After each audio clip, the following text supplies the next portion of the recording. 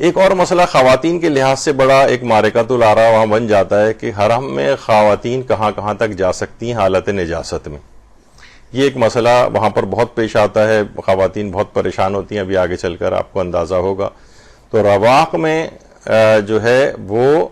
آپ نے دیکھا ہوگا وہاں مختلف راہداریاں بنی ہوئی ہیں، دالان بنے ہوئے ہیں،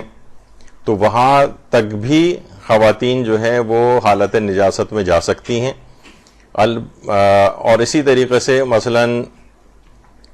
مختلف جو صحن بنے ہوئے ہیں صحنوں میں بھی جا سکتی ہیں. صحن بنے ہوئے ہیں جیسے امام حسین کے یہاں صحن بنا ہوا ہے اور دیگر حرموں میں صحن بنے ہوئے ہیں، تو وہ صحن میں جانے میں چاہے وہاں پہ نمازیں وغیرہ ہی کیوں نہ ہو رہی ہوں، تو نمازیں ہونے سے فرق نہیں پڑتا، ان کو مسجد وغیرہ نہ سمجھا جائے. یعنی ہر جگہ وہاں پہ مسجد کے حکم میں نہیں، چاہے وہاں نمازیں ہوتی ہیں. جیسے کہ مثلا میں مثال دے دوں، جیسے اگر آپ ایئرپورٹ پہ جاتی ہیں تو آپ کو پتہ ہے کہ نماز خانہ ایک بنا ہوتا ہے، وہ مسجد چاہے مسجد بھی لکھا ہو اس پر، لیکن وہ مسجد جس کو مسجد کے لحاظ سے وقف کیا گیا ہو اس کو مسجد کہتے ہیں. یعنی جو نماز خانہ یا مسجد لکھ دیا جاتا ہے، کبھی نماز خانہ ادھر بن جاتا ہے کبھی ادھر بن جاتا ہے، مائگریٹری ہوتا ہے ادھر سے ادھر، جہاں ان کو سہولت ہوتی ہے وہاں پر وہ نماز خانہ لکھ دیتے ہیں. تو وہاں پر بھی خواتین جا کر بیٹھ سکتی ہیں جو مسجد کے حکم میں نہ ہو اور صرف ایک نماز کی ایک جگہ مخصوص کی گئی ہو. یعنی ایئرپورٹ پہ بھی اکثر خواتین ظاہر سب عورتوں کے ساتھ جا رہی ہیں، وہاں جا کے نماز خانے میں جو کچھ عورتیں نماز پڑھ لیں، اور جو نجاست کی حالت میں ہو کہیں بھی کونے میں بھی جا کے بیٹھ جائیں وہاں پر، تو اس میں کوئی حرج نہیں ہے کیونکہ وہ نماز خانہ ہے، مسجد کے حکم میں نہیں. تو اسی طریقے سے چاہے یہاں نماز ہوتی ہو، صحنوں وغیرہ میں لوگ نماز پڑھتے آپ کو ہر جگہ پہ نظر آئیں گے، لیکن وہ مسجد کا حکم نہیں. مسجد وہ کہ جس کو واقف نے وقف کیا ہو مسجد کے لحاظ سے، یعنی وقف کرنے والے نے، تو صحنوں میں بھی جا سکتی ہے. اسی طریقے سے مثلا امام رضا علیہ الصلوۃ والسلام کے مختلف صحن بن گئے، اللہم صلی علی محمد وعلی محمد.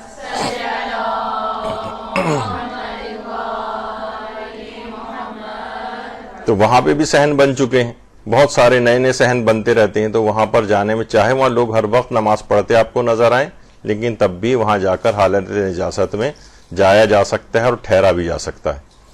لیکن حرم سے جو متصل مساجد ہیں، مساجد ان میں داخل تو ہوا جا سکتا ہے، ایک دروازے سے داخل ہو جائیں اور دوسرے دروازے سے بغیر رکے نکل جائیں. یعنی یہ نہیں کر سکتے کہ ہم مسجد کے اندر داخل ہوئے، پھر کوئی خاتون آپ کو مل گئی، آپ اس سے رک کے کچھ بات چیت کرنے لگے، نہیں، وہ حرام ہو جائے گا. اور یہ بھی ضروری ہے کہ 2 دروازے اس مسجد کے ہونے چاہیے. یعنی آپ ایک دروازے سے داخل ہوں حالت نجاست میں اور چلنا شروع کر دیں، اور اس کے بعد دوسرے دروازے سے باہر نکل جائیں. یعنی مساجد کے اندر عورت جا سکتی ہے لیکن ٹھہر نہیں سکتی، رک کے کھڑے ہو کے کسی سے بات نہیں کر سکتے، رک کے ادھر ادھر دیکھ نہیں سکتے، رک نہیں سکتے. اور 2 دروازے بھی ضروری ہیں. اگر ایک ہی دروازہ ہے کہ اس میں داخل بھی ہوں اور اسی دروازے سے باہر آ جائیں تو پھر آپ کو اندر جانے کی اجازت نہیں. 2 دروازے ہوں، ایک دروازے سے داخل ہوں دوسری سے باہر نکل جائیں. لیکن یہ حکم مسجد الحرام کا نہیں اور مسجد نبوی کا بھی نہیں. یعنی مسجد الحرام میں ایک دروازے سے داخل ہو کر دوسرے دروازے سے بھی نہیں نکل سکتے، اور یہی حکم مسجد نبوی کا بھی ہے. یعنی ان 2 مسجدوں کو چھوڑ کر ان میں تو داخل ہی نہیں ہو سکتے. باقی مساجد میں داخل ہو سکتی ہے عورت حالت نجاست میں، اور ایک دروازے سے داخل ہو دوسرے سے باہر نکل جائے. اور اگر ایک ہی دروازہ ہے یا دوسرا دروازہ انہوں نے بند کیا ہوا ہے، بند ہے، اور وہیں سے جائیں اور وہیں سے آپ کو باہر آنا ہے، تو پھر اندر داخل ہونے کی بھی آپ کو اجازت نہیں ہے. تو حرم سے متصل جو مساجد ہیں، اب مثلا حرم امام رضا علیہ الصلوۃ والسلام ہے تو وہاں پر مسجد گوہر شاد ہے مثلا. تو ایک تو مسجد کا باہر کا ایریا ہوتا ہے، وہاں پر تو اس کی وہاں تک جا سکتے ہیں، لیکن جہاں سے مسجد شروع ہوتی ہے، جہاں عام طور پر اس کی نشانی یہ ہوتی ہے کہ لوگ اپنی چپلیں اتار کے اندر داخل ہوتے ہیں، یہاں سے آپ کو اندازہ ہو جاتا ہے کہ یہاں سے مسجد شروع ہو گئی ہے، جہاں نماز وغیرہ بھی اس لحاظ سے ہوتی ہے، نماز جماعت ہوتی ہے. تو وہاں پر خواتین وہاں پر ٹھہر نہیں سکتی جا کر. تو حرموں سے جو متصل مساجد ہیں ان کو آپ کو دیکھنا پڑے گا کہ اس کی حدود کہاں شروع ہوتی ہیں اور کہاں تک. تو وہاں کے انتظامیہ سے بھی پوچھا جا سکتا ہے، یا جو مولانا حضرات وغیرہ ساتھ میں ہوتے ہیں وہ بھی آپ کو گائیڈ کر سکتے ہیں کہ کہاں تک خواتین جا سکتی ہیں اور کہاں تک نہیں جا سکتی.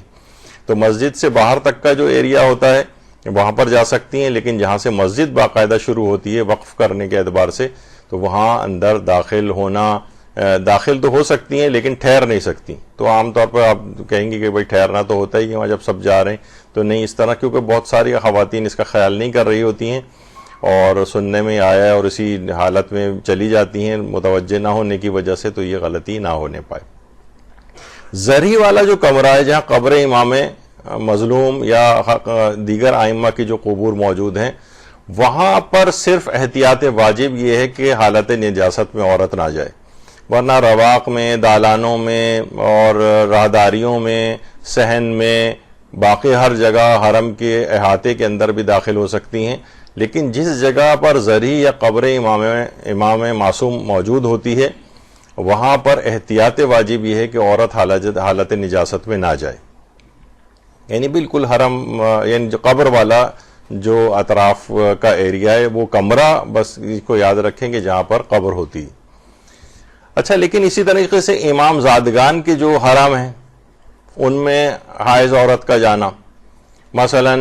حرم ابو الفضل العباس علمدار علیہ الصلوۃ والسلام، درود بھیجیے محمد علیہ.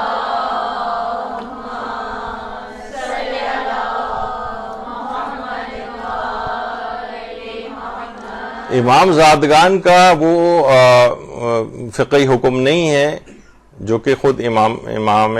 جو معصوم ہیں ان کا جو فقہی حکم ہوتا ہے کہ احتیاط واجب ہے کہ وہاں نہ جائے. امام زادگان کے اندر یہ حکم نہیں. حضرت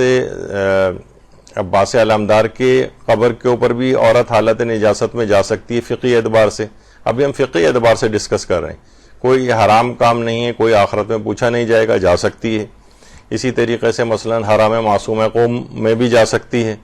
یعنی ان کے بالکل قبر کے پاس ان کی زری کو بھی ہاتھ لگا سکتی ہے، کوئی اس کے اندر ممانعت نہیں ہے فقہی اعتبار سے. اسی طریقے سے مثلا سید محمد جو بلد میں جن کا روضہ ہے وہاں پر بھی جا سکتی ہے، اس میں بھی کوئی حرج نہیں ہے. اسی طریقے سے حضرت زینب سلام اللہ علیہ کا روضہ ہے شام میں، دمشق میں، وہاں پر بھی جا سکتی ہے. تو اس لحاظ سے اس کے اندر کوئی مسئلہ نہیں ہے امام زادگان کے حوالے سے. البتہ کچھ مراجع ایسے ہیں، یعنی یہ جو مسئلہ اس سے پہلے ہم نے بیان کیا کہ جا سکتی ہے امام زادگان کے قبور کے اوپر حالت نجاست میں، آیت اللہ سیستانی کا بھی یہی مسئلہ تھا، آیت اللہ خوئی کا بھی یہی مسئلہ تھا، رہبر معظم کا بھی یہی مسئلہ تھا، امام خمینی کا بھی یہی مسئلہ تھا. لیکن اس میں تھوڑا سا ایک اختلاف ہے. مرحوم مراجع میں سے آیت اللہ بہجت ایک تو اس کو منع کرتے تھے، وہ بھی احتیاط واجب اس مسئلے میں بھی لگاتے تھے امام زادگان میں بھی، اور آیت اللہ وحید خراسانی بھی یہ بات فرماتے ہیں کہ احتیاط واجب کی بنا پر جو جلیل القدر امام زادگان ہیں، جس میں حضرت عباس ہیں، معصوم قوم ہیں، مثلا حضرت زینب سلام اللہ علیہ ہیں، وہ فرماتے ہیں کہ احتیاط واجب کی بنا پر ان کی قبور پر بھی حالت نجاست میں نہ جائے. اور وہ جو کہ اجازت بھی دیتے ہیں، مثلا آپ کسی خاتون کا دل نہیں مان رہا ہے کہ میں حالت نجاست میں وہاں تک جاؤں، تو وہ اس میں بھی کوئی حرج نہیں ہے، بہت اچھی بات ہے، کہیں بھی دور بیٹھ کر بھی ان کا زیارت کی جا سکتی ہے، تو اس میں کوئی ممانعت والی بات نہیں ہے.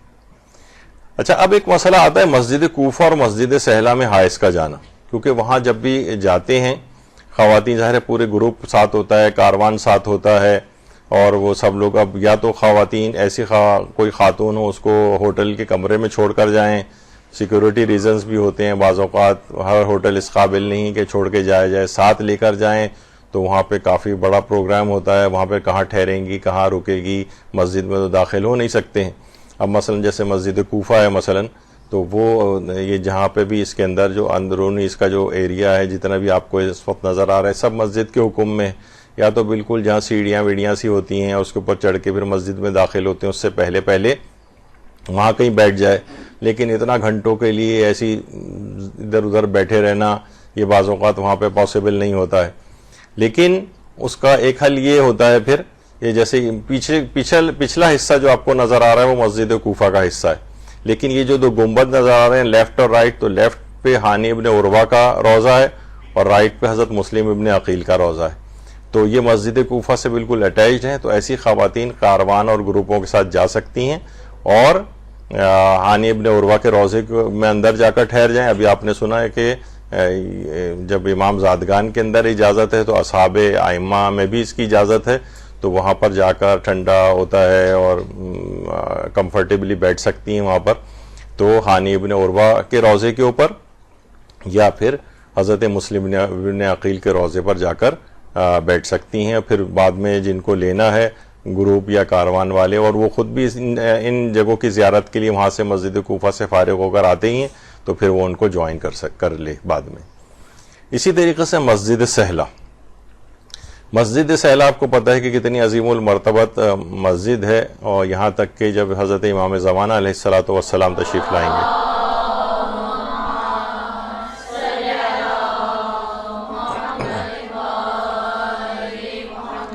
تو ان کی قیام گاہ یہی مسجد سہلہ ہوگی. قیام گاہ سے مراد یہ نہیں کہ مسجد سہلہ کے اندر رہیں گے، یعنی مسجد سہلہ ایک بڑا احاطہ ہے، یعنی یہاں پر امام جو ہے وہ قیام پذیر ہوں گے مسجد سہلہ میں. تو مسجد سہلہ کے اندر بھی جب جائیں تو وہ تمام ایریاز کے جو کہ مسجد سے باہر ہیں وہاں تک یہ عورت جا سکتی ہے، وہاں پر بیٹھ بھی سکتی ہے، ٹھہر سکتی ہے. لیکن جو مسجد کا ایریا ہے کہ جہاں سے مسجد شروع ہوتی ہے تو وہاں پر پھر یہ کوشش کرے کہ بلکہ اس کے لیے یعنی وہاں پر نہیں ٹھہر سکتی، یعنی مسجد میں ایک دروازے سے داخل ہو کے یا تو دوسرے دروازے سے نکلے،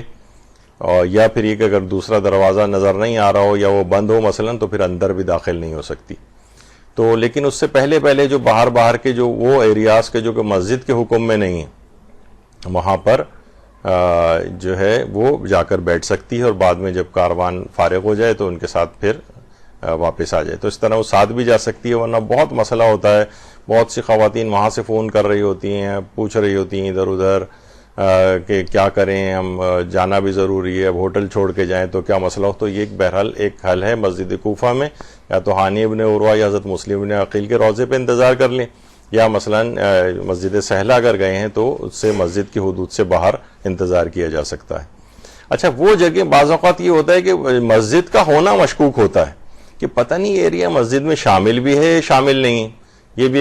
ایک آتا ہے ایک مسئلہ وہاں پر. مثلا بہت سی ایکسٹینشنز ہو رہی ہیں مسجد میں، اب سمجھ میں نہیں آتا کہ یہ مسجد میں شمار ہوگا یا شمار نہیں ہوگا. تو ایسی صورتوں میں کہ جس ایریا کا مسجد میں شامل ہونا یقینی نہ ہو اور مشکوک ہو تو وہاں پر جانا حرمت کا حکم نہیں رکھتا ہے، یعنی وہاں تک اس کو ایک سہولت ملے گی کہ وہاں تک وہ جا سکتی ہے مشکوک صورتحال میں. لیکن جس جگہ کا پتہ چل گیا کہ مسجد کے حکم میں ہے تو وہاں پر ایک دروازے سے داخل ہو کر دوسرے دروازے سے یا تو باہر نکل جائے، اور اگر ٹھہرنا لازم آ رہا ہو تو پھر ٹھہر نہیں سکتی.